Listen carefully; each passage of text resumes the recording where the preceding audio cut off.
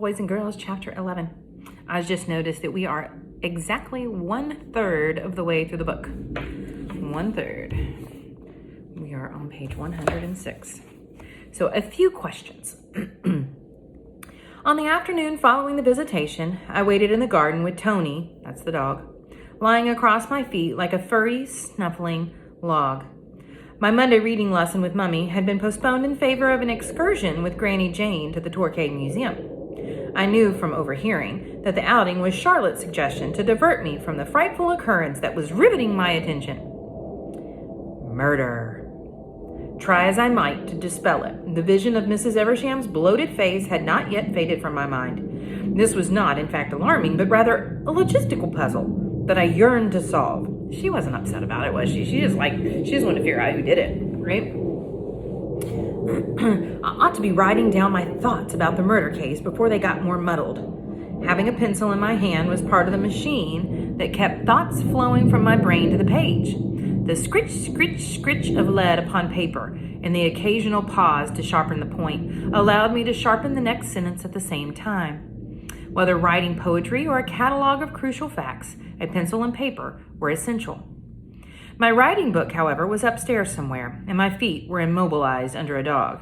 I would do my best to arrange the points inside my head, making an effort to follow Hector's example by proceeding logically instead of allowing a flight of fancy to take hold. And I meant to say last time at the end of the reading, did you guys notice Miss Mary Ann was desperately wanting to see her writing journal?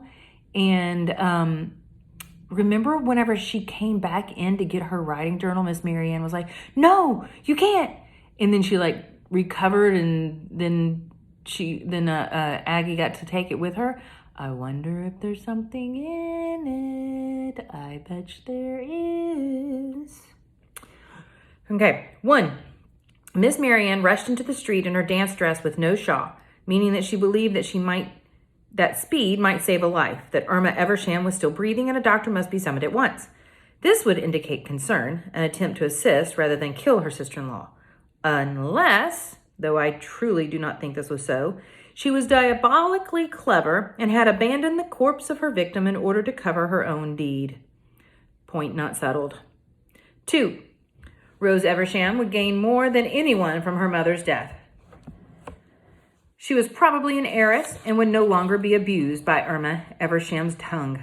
But after a lifetime of tolerance, what had compelled a desperate act on Saturday morning? One which Rose cannot have performed herself, as she was a church volunteer all day, meaning that Rose Eversham was only guilty if she had a partner in crime. Point to be pursued. So the first two, one that she just doesn't know. Second is she still needs to follow through on it. 3. Mr. Roddy Fusswell had imported the sugar bowls from the Royal Victoria Hotel. Had he imported the deadly contents as well? Was he Rose Eversham's conspirator? Or had she been in league with her aunt? One crucial fact demanded attention. Miss Mary Ann did not own a sugar bowl. She made no secret of this, eager to lecture anyone who would listen on the ill effects of eating sweets. She urged her students to avoid Mr. Dillon's sweet shop for the sake of our health. Roddy Fusswell knew well enough that Miss Mary Ann loathed sugar and that Irma Eversham loved it. If he were the one who stirred poison into the sugar bowl, Miss Mary Ann was not the woman intended to die. But the question remained, was he the killer? Point not settled. 4. Somewhere there was a paper with its corner torn off, a paper that mattered very much to someone, enough to kill for. What was it and where? Again, point not settled. How exasperating! All my ideas led only to further questions, far from scrubbing clean a glass through which to examine the picture. I was smudging the surface with grimy fingers, and none of the points even pointed anywhere. So she's starting to confuse herself, isn't she? I was inclined to think that Hector's find yesterday of the powdered paper advanced the progress of our detection well ahead of the police. That was one small triumph, no matter what Charlotte had to say about the matter. I had urged her, during the long walk home, to agree that we should inform Inspector Locke about the new clue. Clue to what? Said Charlotte. Clue to the feverish delusions of 2 silly children? But don't you think Constable Beck would... Constable Beck? Charlotte flushed scarlet. He is never to hear of this, do you understand? You may play silly, sleuthing games if it pleases you, Miss Aggie, but you are not to approach the police. Your pretend clue went into the rubbish bin where it belongs. Into the bin and out again, I smiled to myself. That paper was safely in Hector's pocket, and the police had Charlotte to blame for another lapse in their investigation. I could keep a secret. Just watch. At that moment, Tony hopped up from a dead sleep to be on full alert, barking furiously. Was there a shrew in the meadow grass? Another bunny dead among the roses? Shh, I scolded. Only me, Tony dearest. Sorry if I woke you. But Tony kept on, aiming his fury at the holly bushes that framed the garden gate. Stop, I cried. You'll upset Mummy's rest. Please stop. I put a hand on his head to knead his ear, but he gurred and then yipped a few more times, glaring at the shaking holly leaves. I'm afraid it's me he's riled about, said a voice from behind the bush. My breath caught. Here she goes into her storytelling mind. The solitary girl sat prey-like in a garden chair, unaware of the grisly doom lurking nearby. A fiend had tromped the lanes, awaiting just such a chance to garrote and flay an innocent as she flecked upon his previous brutish crime. If you hold the dog, I'll come out. Was it the killer? Honestly, it did not sound like a killer. I did not think the killer's worried about barking dogs. Who's there? I summoned a pretend self, a bolder self. Appear at once, or my dog will eat you. A slim young man stepped into sight and leaned against the gate. Aha! Mr. August C. Fibley, reporter from the Torquay Voice, wore a brown checked cap and an ill-fitting jacket. He was not hollow-eyed and grizzled, as I imagined a killer should be. His cheeks were smooth, no mustache or silly whiskers. His spectacles were 2 circles of glass framed with thin gold wire. I opened my mouth and closed it again. My brief spell of bravery had vanished. Hello, said the man. His voice was a croaky whisper, as if perhaps he had a sore throat and needed a hot honey toddy. Do I have the honor of addressing Miss Agatha Morton?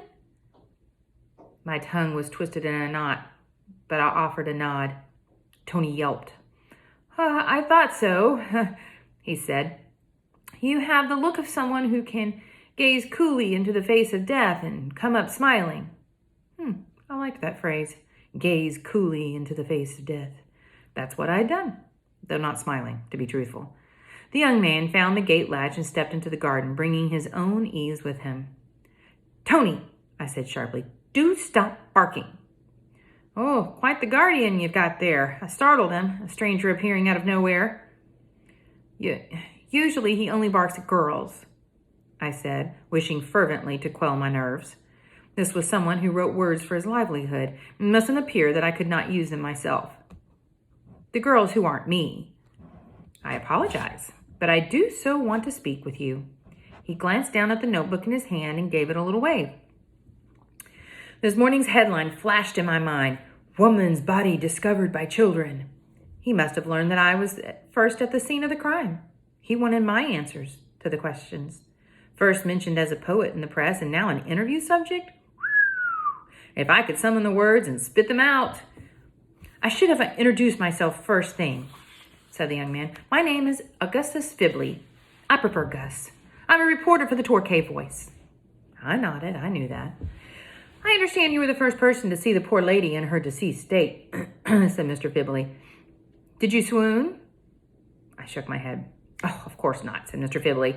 Now that we've met, I can see that you're not the faint-hearted type at all. Our brief acquaintance had not yet shown me in a valiant light, but I was not so faint-hearted as Florence Fusswell, to be sure. You in Rose's parlor yesterday afternoon, I said in a whisper. I was indeed. He came a step closer. And at the concert, too. Befriend the foreigners? I saw you in the back. I deduce from having heard your poem that you are an accomplished observer, said Mr. Fibley. I'll wager you soaked it up in a flash, am I right? The mayhem in the mermaid room? Tony had finally stopped yapping, but stood rigid by my knee, panting like a steam engine. And being a good witness, you told the police everything you'd seen, yes? I think so. I needn't mention that Miss Mary Ann had likely poured the poison brew herself. The body, the blue face, the spilled tea, the sugar bowl. The sugar bowl? Said Mr. Fibley. The crest, I said, from the Royal Victoria Hotel where the poison was. Ah, you've proved me right already. Sharp as a needle in a dish of ice cream, that's you. Mr. Fibley scribbled a note in his book. I don't think she should be talking to him, do you? It was Mr. Roddy Fusswell who donated the refreshments, was it not? Steps on the path made me turn. Leonard carried a bucket that slopped water across the flagstones. What? Oh, steps on the path, so she could hear steps on the path, made me turn. Leonard carried a bucket that slopped water across the flagstones. Leonard, I said, you gave me a fright. Leonard stepped out of reach of the growing puddle. Come meet Mr. Fibley, I said. He's a reporter. Does your Miss Graves know you're with a stranger? I squinted toward the house and shrugged with great nonchalance. He's not really a stranger anymore. We've been talking for ages. 5 minutes, at least. He did not feel like an ordinary stranger. My speechless embarrassment had not lingered. Miss Agatha, Leonard's voice came from behind closed teeth. Take the dog inside. He nudged Tony's flank with his toe and advanced. You think it's clever creeping about in back gardens? He said to Mr. Fibley. Is that how news is made these days, drumming up gossip from a child? The young man shrank back and collided with the holly bush, causing it to tremble. No harm intended. My friend, the girl is an eyewitness. I am not your friend, said Leonard. Try asking your nosy questions at the big flashy hotel. Don't let us see you again. Leonard! Mr. Fibley flushed, pushed his glasses up his nose, and strode briskly around the corner of the house. Tony renewed his insistent noise. Leonard picked up his bucket and glared. Reporters are goutweed, he said. I'll have the cart round at the front in 5 minutes, he said, for your excursion to the museum. I'm not a child, I said, if you would care to remember. Tony finally stopped his yipping. Miss Agatha, Sally called from the kitchen door. Your grandmother is asking for you. I waved to Sally, but did not move at once. Leonard was being awfully churlish. Would he tattle to Mummy? Perhaps I should thank him for rescuing me from the clutches of a stranger. If it were possible to discover a body under a piano, could there not be a killer right here in our garden? Dun, dun, dun. End of chapter 11.